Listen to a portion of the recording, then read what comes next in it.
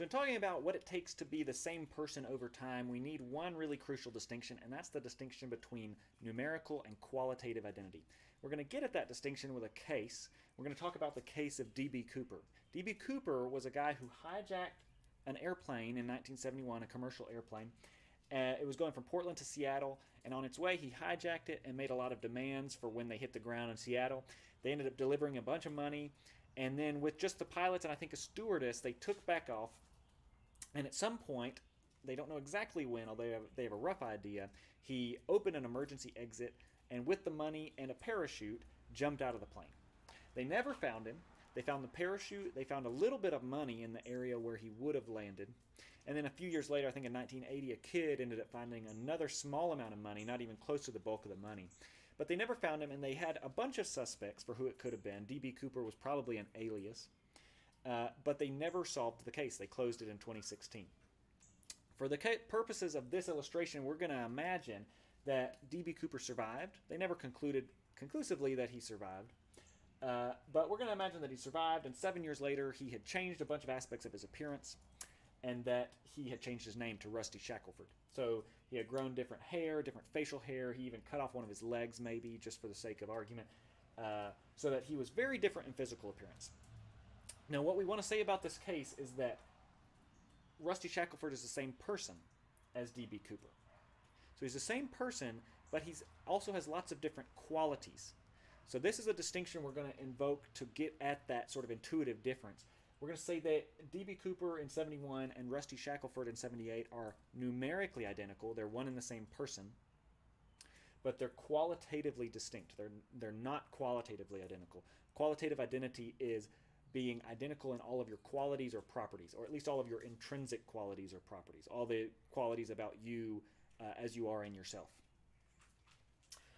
So in this case, physically, Rusty Shackelford is different from D.B. Cooper in 71. He's different facial hair, different hair, loss of a leg. He's a little bit smaller. He weighs less, about a leg's worth less.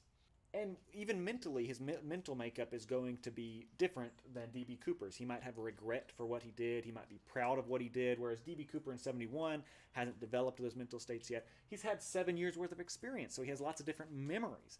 He has lots of different hopes and beliefs about the world. Maybe he's studied trigonometry, whereas D.B. Cooper had not, so he's learned a bunch of stuff. So physically and mentally, he's very qualitatively different in terms of his properties or qualities that he has from D.B. Cooper in 71. But he is the same person. So qualitatively distinct, numerically identical. So I want to imagine another sort of case to get at the opposite, right? So we just imagined a case where someone was numerically identical but qualitatively not identical.